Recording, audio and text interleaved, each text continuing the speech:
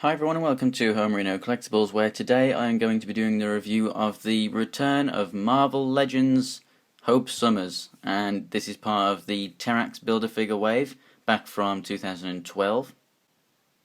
And if you just take a quick look at the packaging here, as you can see we have nice artwork all over this thing. And if we go to the back, we have that same artwork but just more of it, and it looks absolutely fantastic. And then we have the little tiny bio there. I really do wish that there were larger bios on these boxes. And then we have everyone else in the wave, and if you want to build your Terrax, you have to get everyone except for Thor. So far I have done reviews for Thor, who was my first Marvel Legends review actually. I have done Ghost Rider, and I have also done Steve Rogers. And next up after this one will be Extremis Iron Man, but without further ado, let's get into the box. So first up out of the box we have the Build-A-Figure pieces. Now this figure comes with the axe and head of Terrax. So the axe comes in two parts, and basically there's only one way that you can put it together, so that just slots over that. It's not too tough or anything, and you can quite easily take it back off again, but it is nice and sturdy. And this actually stands just taller than Hope herself, so this is a very, very large weapon. I'll go into a bit more detail along with the head in the actual Terrax review, but I'll just give you a quick look at it right now. Really, really nice sculpt. Really do like this head. Looks absolutely incredible. So, as I said, if you want to see this in more detail as a proper review, I'll be getting that review up once I've reviewed everyone else in the wave. And here is Hope out of the box too, and she really does look very, very cool. There's a lot of detail that's got into this figure, and it is an absolute gem if you can find her. So I'm already recommending her, but to start off with, we're going to take a look at her accessory. So we'll just take her gun off her right here. And as you can see, it has a lot of molded in detail. It's quite large. She can fit her other hand right here, but I just find it easier because both of her hands are trigger fingers like this. If her left hand was open like this, it would be a lot easier to fit around this, but because they're both trigger hands like this, it can be a little bit harder to get it around and hold on and whatnot. So I just like to just put it under here. It's just much easier to just have it rest on her arm right there. But yeah, so very, very nice. Once upon a time, I'm wondering if there was like a separate magazine that would have gone into this gun, as it's obviously a gun from a previous mold. But you know, there's a magazine. I guess that's a clip anyway, right there on the grip. But I'm guessing that something else used to plug into there, and I haven't used it for this figure. I don't know what that was, but if you do know what this was previously used in, like maybe a cable or something, do you know what went in there? But yeah, it looks very, very nice. It's got a nice black wash over it. Very, very cool. There we go. So that's the gun out of the way. I guess you could call it another accessory, which is her cape. It is removable, so if you just pop the head off, you can just take this off, and then I'll go over the articulation with it like this because it's just a bit easier once I've done this. So basically, this is a very, very nice sculpt. It's got some holes in there. It looks very worn and everything. It's basically dark brown with a light brown dry brushing on it, I guess.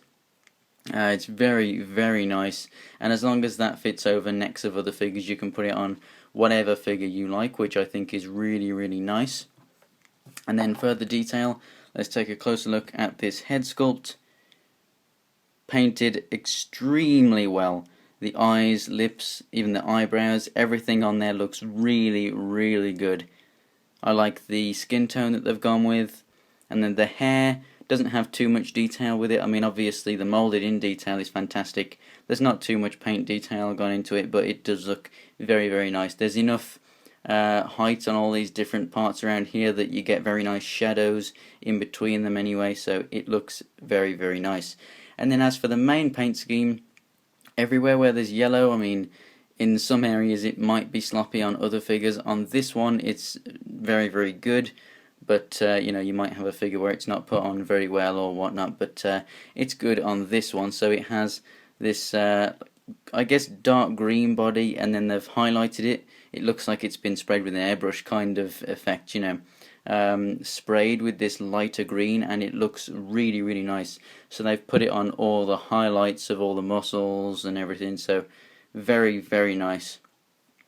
And then we have the gauntlets here. They are completely separate to the arms, so they've got the same detailing as the cape had, and then they have this silver part over there. Very, very nice. And that's exactly the same down on the shin guards. This one's just slightly warped because the leg was slightly warped in package. As you can see, it's meant to be like this, and it's like this, but I can very easily sort that out by just heating that up on the lights that I use to do these reviews. So yeah, I mean, paint detail on this, I mean, it's not just a plain green thing, you know, it's really, really nice detail throughout. So as for articulation, not much in the head because it's just on that ball joint, and I can't really say the hair gets in the way. It does when you've got this on there, but as it is, it moves left and right, and then you've got no up basically, and then you've got just a little bit down, so there's not really much. You've got a bit of side to side. The hair doesn't really get in the way like this, but as I said, if you put this on there, then it limits the articulation a lot, especially for turning right, but left it's fine. And you still get you down a little bit, but that's that. So then the arms, the shoulders go up and a full 360 degrees. They bend at the elbow 90 degrees, and they have a swivel there too. As I said, this is completely separate. And then the wrists fully rotate and go in and out, so you can very easily get her to hold her gun in two hands. And then at the diaphragm joint we have left and right, and then there's a little bit of rocking forward and back, but it's not really good enough to call it an ab crunch. And then the legs go out to the side, and then they swivel and rotate and go all the way to the front, and then a little bit back. They swivel here up at the thigh. They have a double jointed knee, and then the feet go up and down, and then left and right, no ankle pivot, and they do have peg holes in the feet. So as you can see, getting her to stand up straight for a size comparison for me, it does look very, very kind of strange, but I will sort out her legs, don't worry about that. So as a size comparison next to another female character, here is Black Widow, much taller than Black Widow there, and then alongside Ghost Rider from the same wave. So as you can see, much taller. So she is pretty much standard Marvel Legends height. She's not a smaller female character. To the top of the hair, she will come to the same height as most Marvel Legends characters. So yeah, I mean, very good size. She's got awesome paint detail. Comes with a nice accessory which she can use. The articulation, you know, obviously allows her to actually carry this very well. Just the look of this figure is just absolutely phenomenal. From every angle, this thing just looks absolutely awesome. The paint detail kind of reminds me of the Big Tie Spider-Man a little bit, you know, with the green highlights, but yeah, it really is an absolutely fantastic figure, and if you like Hope Summers, then this is definitely a must-have, because who knows when you're going to get another one in the future, and I mean, this is just absolutely fantastic. So thanks for watching, guys. That is the end of the review. If you want to follow me on Instagram and Twitter, it's Homerino123, where you'll be able to see new things that I've got in my collection and pictures of my collection and whatnot, and upcoming reviews. And then if you go ahead and subscribe, you'll be able to see everyone else in this wave and all future Marvel Legends. And I'll put links to everyone else from this wave in the description of this video too. So thanks for watching, guys, and I'll see you next time.